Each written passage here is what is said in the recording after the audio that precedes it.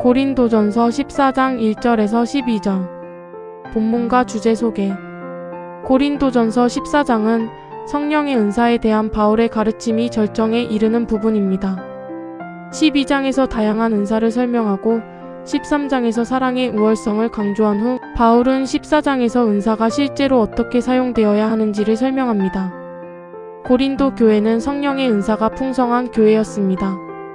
그러나 은사를 자랑하거나 경쟁하는 분위기가 있었고 공동체의 유익보다는 개인의 영적 경험을 중요하게 여기는 문제가 있었습니다. 이에 바울은 은사의 목적이 개인의 만족이 아니라 교회의 덕을 세우는 데 있음을 강조합니다.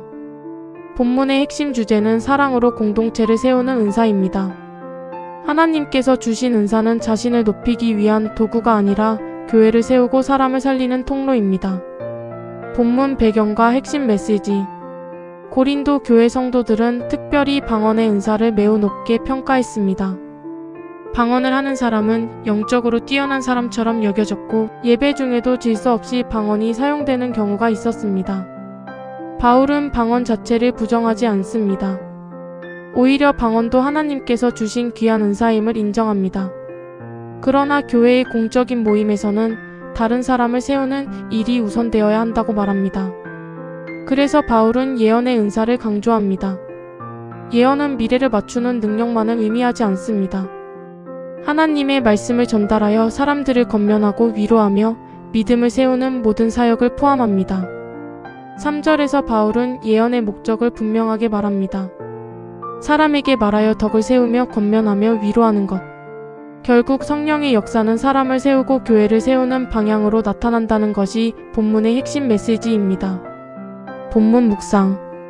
1. 사랑은 은사의 방향을 결정한다. 1절은 매우 중요합니다. 사랑을 따라 구하라.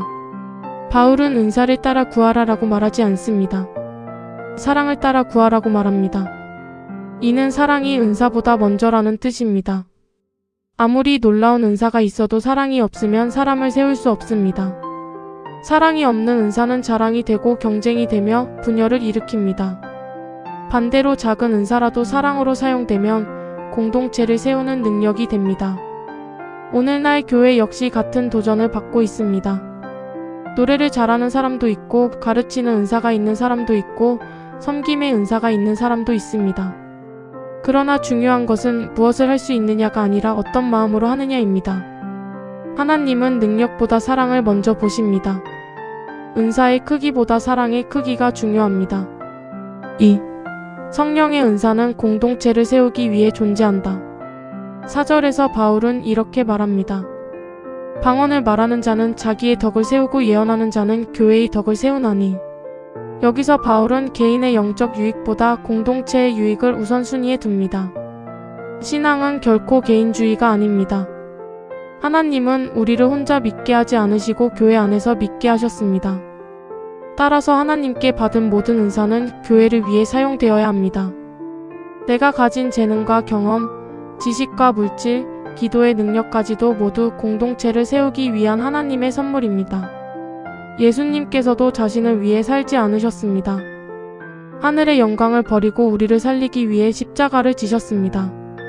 성령의 은사는 결국 예수님의 마음을 따라 다른 사람을 살리는 방향으로 사용될 때 가장 아름답게 빛납니다. 3. 하나님은 알아들을 수 있는 말씀을 통해 역사하신다.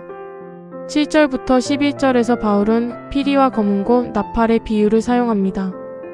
분명한 소리가 나지 않으면 무슨 곡인지 알 수 없고 나팔 소리가 분명하지 않으면 누가 전쟁을 준비하겠느냐고 말합니다. 이 비유는 매우 중요한 원리를 가르쳐 줍니다. 하나님은 사람들에게 전달되고 이해되는 말씀을 통해 역사하십니다. 복음은 신비로운 암호가 아닙니다. 복음은 사람들이 듣고 이해하며 믿을 수 있도록 선포되어야 합니다. 예수님도 사람들에게 어려운 철학 용어가 아니라 씨 뿌리는 농부, 잃은 양, 포도원과 같은 일상적인 비유를 사용하셨습니다. 교회의 사명은 사람들에게 복음을 이해하기 쉽게 전하는 것입니다. 가정에서도 마찬가지입니다. 배우자와 자녀가 이해할 수 있는 언어로 사랑을 표현해야 합니다. 성도들도 서로를 세우는 말, 위로하는 말, 격려하는 말을 사용해야 합니다. 하나님은 오늘도 우리의 입술을 통해 사람을 세우기를 원하십니다. 오늘의 묵상 정리. 고린도전서 14장 1절에서 12절은 은사의 본질을 보여주는 말씀입니다. 은사는 나를 높이기 위해 존재하지 않습니다. 은사는 하나님께서 공동체를 세우기 위해 맡기신 사명입니다. 사랑 없는 은사는 소란이 되지만 사랑 안에서 사용되는 은사는 생명을 살립니다. 성령께서 주시는 모든 은사는 결국 사람을 세우고 교회를 세우며 복음을 전하기 위한 것입니다. 오늘 나는 하나님께서 주신 은사를 어떻게 사용하고 있는지 돌아보아야 합니다. 나를 드러내고 있는가? 아니면 교회를 세우고 사람을 살리고 있는가? 주님은 오늘도 사랑으로 사용되는 은사를 기뻐하십니다. 오늘의 결단. 주님, 제게 주신 은사를 자랑하거나 드러내는데 사용하지 않게 하소서.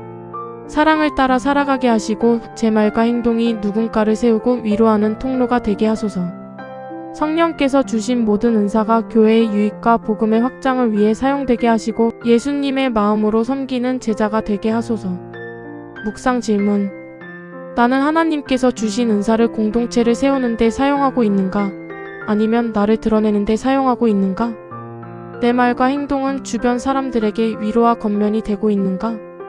우리 교회가 더욱 건강하게 세워지기 위해 내가 실천할 수 있는 섬김은 무엇인가? 구독과 좋아요를 눌러주시면 더 많은 분들과 이 묵상을 나눌 수 있습니다. 감사합니다.